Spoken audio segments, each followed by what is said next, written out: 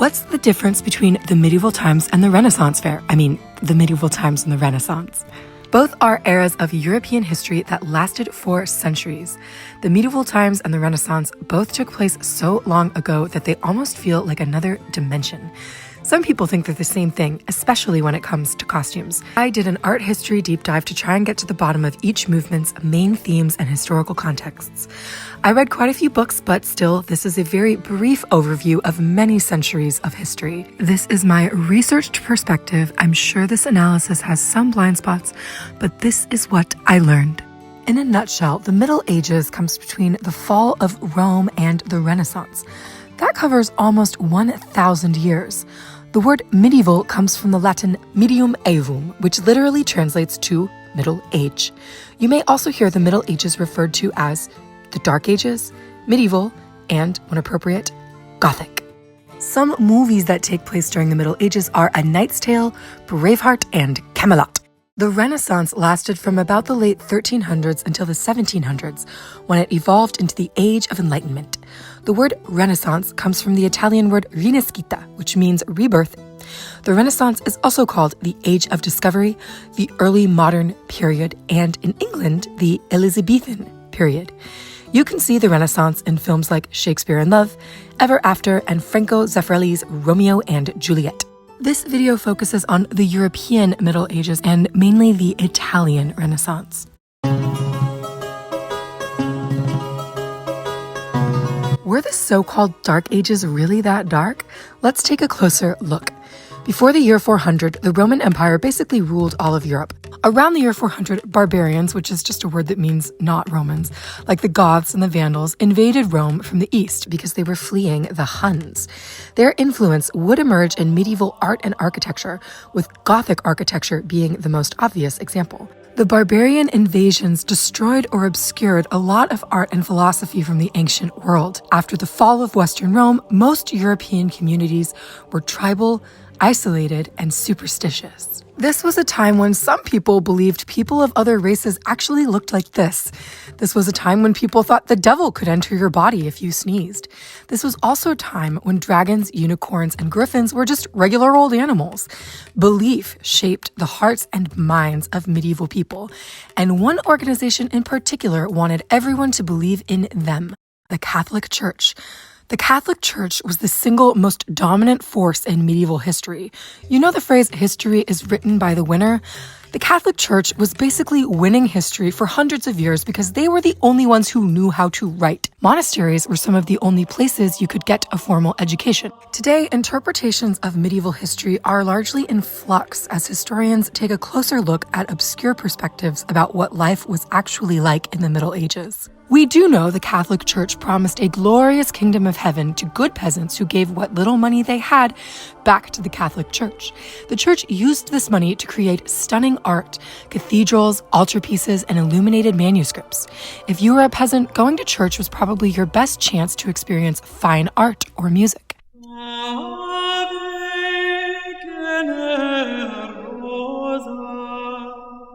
But the church wasn't all calligraphy and choral music. As one TV special puts it, it's the Middle Ages, when religious messages of peace, unity, and tolerance inspire humankind to fight to the death for hundreds of years. They called these religious wars the Crusades. During the Crusades, the Christians fought the Catholics fought the Muslims, and basically everyone fought over the Holy Land, especially Jerusalem, which was sort of the center of the known world. The Catholic Church also launched something called the Inquisition. The Inquisition wanted to convert heretics, pagans, and non-believers to Christianity, usually through torture, imprisonment, and/or death. We also had the Black Death, aka the bubonic plague.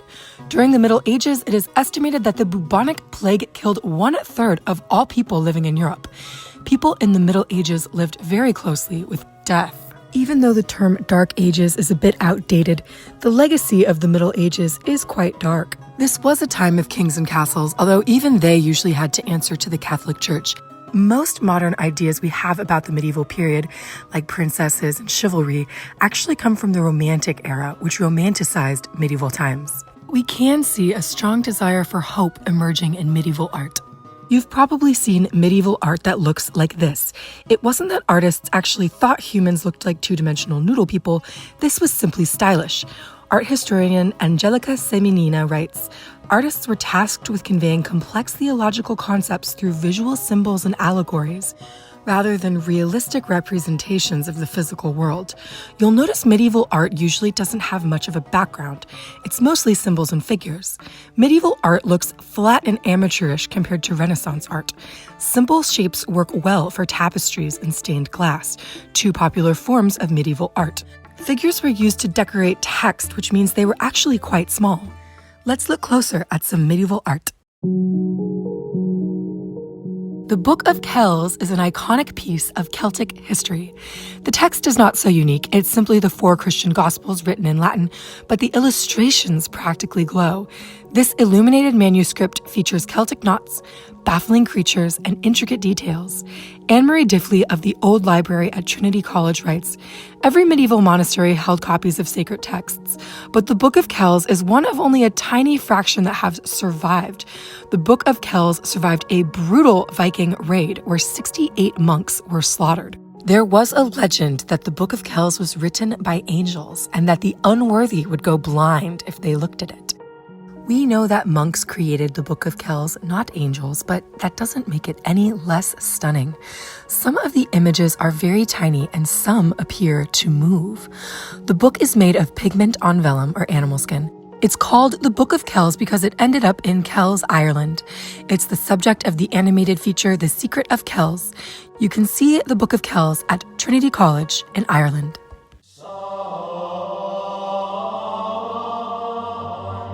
The Notre Dame de Paris is one of the world's most famous churches. Notre Dame means Our Lady in French. This cathedral took almost 100 years to complete and has stood for almost 1,000. It has many trademarks of Gothic architecture, such as Moorish arches, rose windows, and gargoyles.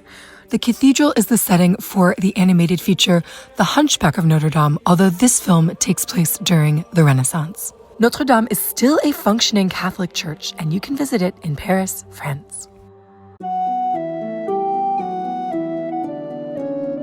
I think the unicorn tapestries are so popular because they're just good design.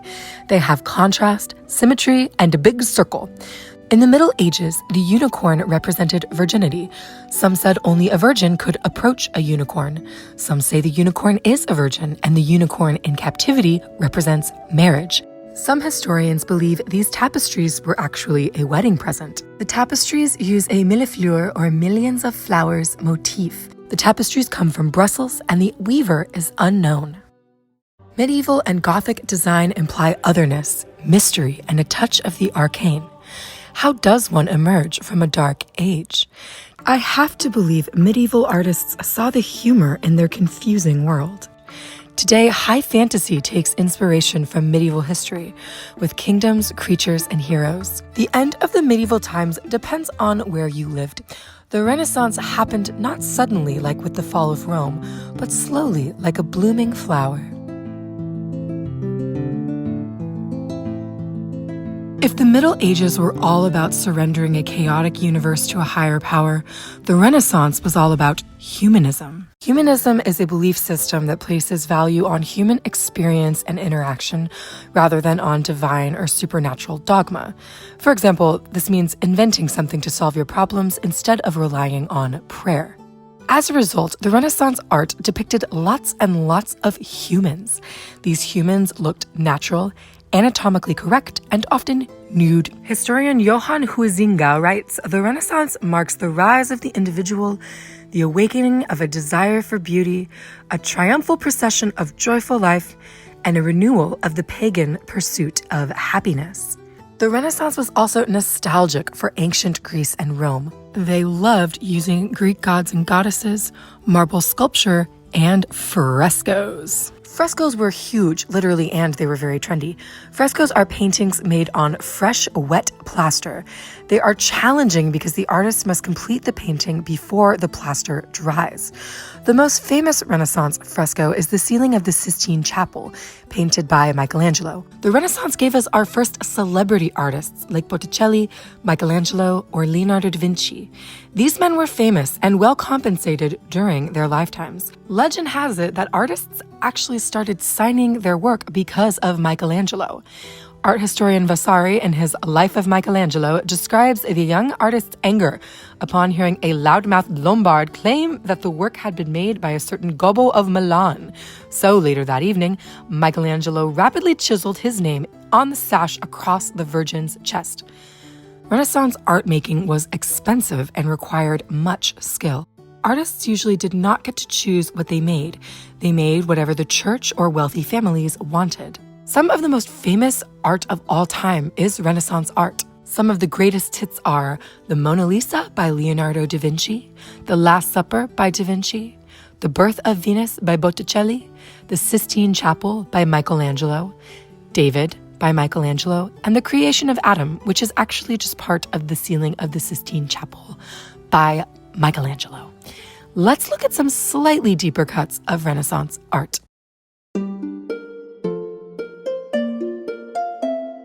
Primevera was commissioned by the prolific Medici family, who commissioned lots of Renaissance art. It hung next to the Birth of Venus in the Medici's summer home. The painting features Mercury, the god of commerce, and Venus, the goddess of love, looking slightly more clothed than she does in her companion piece. Zephyr, the west wind, creates a sweeping sense of motion, moving the figures from right to left, or from east to west. This could suggest the Renaissance itself, as the Renaissance considered itself a rebuilding of Western civilization. The Medicis commissioned Primevera specifically to commemorate the Renaissance in Florence. The Duomo of Florence, or Firenze, is one of Italy's most popular landmarks. The Duomo, like Notre Dame, is a cathedral. Although the construction of the church began in the Middle Ages, the Duomo, or dome, was missing for almost 100 years. That's because the Florentines did not want Gothic buttresses like on medieval cathedrals. They wanted an octagonal dome inspired by Rome's Pantheon. This proposed dome was supposed to be the highest and widest in history, and you best believe they stuck a fresco in there. Florentines hoped the Duomo would bring Florence into the Renaissance. It did, and has remained a symbol of both the city and the Renaissance ever since. Cellini's patrons told him this pokey, unbalanced sculpture couldn't be made, and it almost wasn't. Cellini's workshop caught fire and his furnace exploded during the making of this bronze sculpture. Cellini wrote, "There was a sudden explosion and a tremendous flash of fire, as if a thunderbolt had been hurled in our midst. The cover of the furnace had cracked open and the bronze was pouring out. Then, seeing that the metal was not running as easily as it should, I sent for all my pewter plates, bowls, and salvers and put them in, and then in an instant my mold was filled. So I knelt down and thanked God with all my heart." I think this quote and this piece show an interesting relationship between the Greek gods and the Christian one.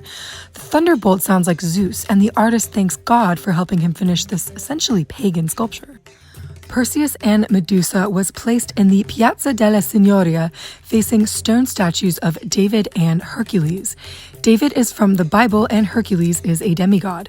Medusa is a gorgon whose gaze could turn you to stone. The placement of the statue implies that Perseus, a human, has petrified the blessed David and the hero Hercules. It's very cheeky and also very humanist. The Renaissance is sometimes called the early modern period because it set the stage for the world we live in now. The Renaissance gave us Shakespeare and Machiavelli.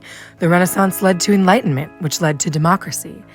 And it's commemorated each year with a Renaissance fair. But really quickly, the Medieval Times is a medieval-themed dinner show with jousting, and the Renaissance fair is like an old-timey version of them all, also with jousting. It's really more like an Elizabethan fair in my arrogant opinion, but that is a topic for another video. What do you think? Do you prefer the Renaissance or the Middle Ages? What are some of your favorite pieces? Let me know in the comments. Thank you so much for joining me and watching. If you have something to share, please leave it in the community so we can all learn from each other. It's so fun and enriching to explore your recommendations and share your love of art and history. Take care, everybody. Cheers.